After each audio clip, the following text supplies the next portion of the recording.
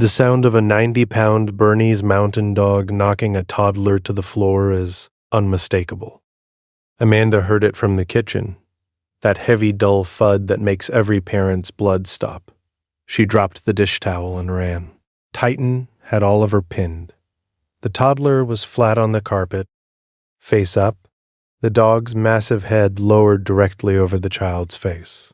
Oliver was crying, not screaming, just that confused, frightened cry that meant something hurt, but nothing was broken yet. No. Amanda grabbed the dog's collar and pulled hard. Titan resisted. For the first time since they'd brought him home 3 years ago, he didn't obey immediately. His eyes stayed locked on Oliver. She pulled harder. The dog finally stepped back, but slowly, reluctantly. Oliver sat up, tears streaming, reaching for Amanda. No visible injuries, no blood, just scared.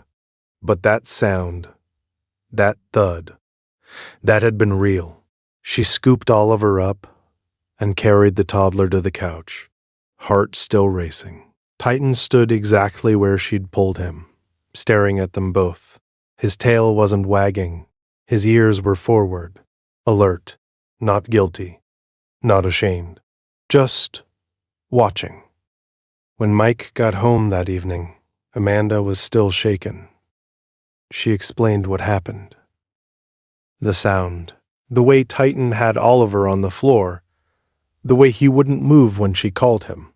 Mike knelt down and checked Oliver carefully. No bruises, no bumps. The toddler was already playing again, completely fine. But Amanda wasn't fine. He's never done anything like that, Mike said. I know. That's what scares me. Mike looked at Titan. The dog sat in the corner of the living room, eyes moving between Mike and Oliver. Calm, steady. Maybe it was an accident. Maybe Oliver startled him. It didn't feel like an accident. It felt deliberate. That night, they kept Titan in the laundry room while Oliver slept. It felt wrong. He'd never been locked away before.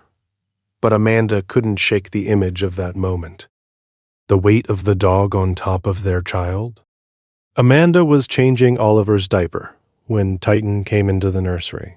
He walked directly to the changing table and pressed his nose against Oliver's face. Not sniffing, pressing. Titan, back. He didn't move. She said it louder. Titan, back. Now. He took 2 steps back, then immediately moved forward again, nose going straight to Oliver's mouth. Amanda's patience snapped. Out. Now. Titan finally left, but only after she raised her voice to a level that made Oliver start crying.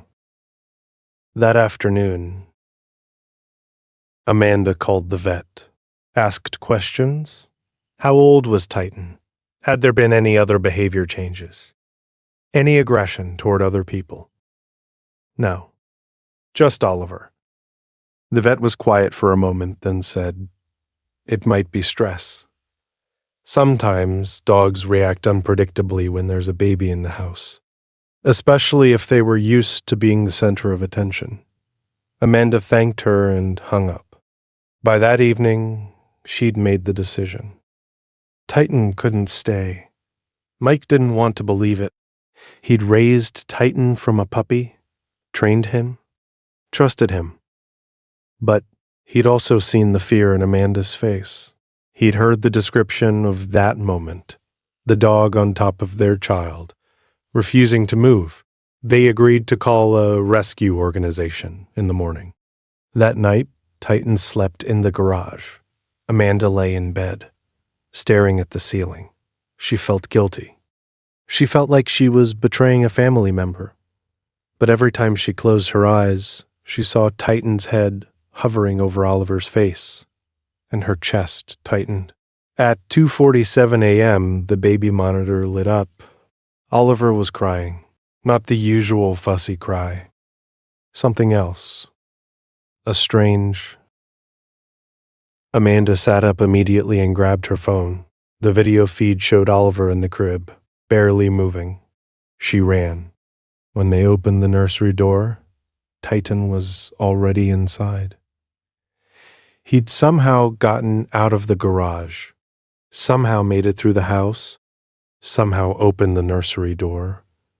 Or it hadn't latched. He was standing on his back legs, front paws on the crib rail, nose pressed against Oliver's face.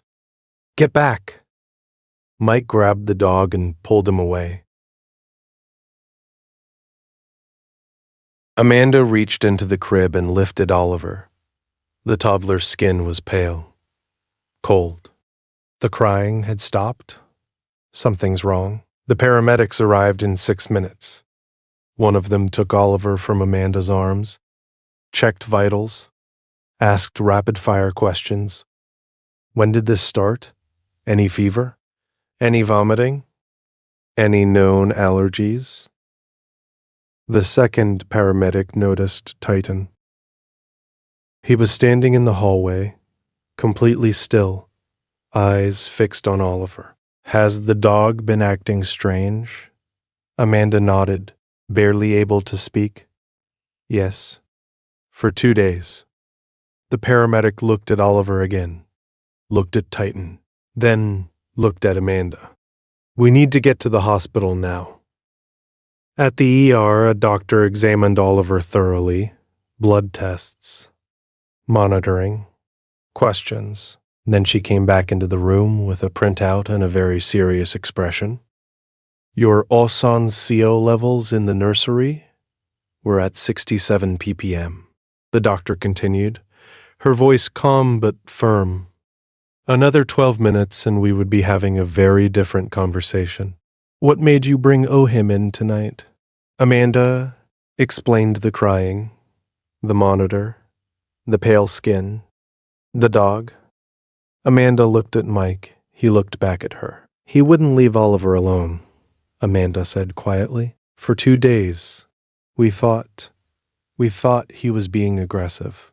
The doctor's expression softened. "Dogs can detect carbon monoxide buildup before we can. It's documented. The change in scent, in breath chemistry, they pick it up long before symptoms are visible to us." Amanda sat down. "Titan knew. He was trying to tell you." When they brought Oliver home 3 days later, Titan was waiting by the door. Amanda knelt down and put her arms around his neck. "I'm sorry," she whispered. "I'm so sorry. No one asked him to. He just did."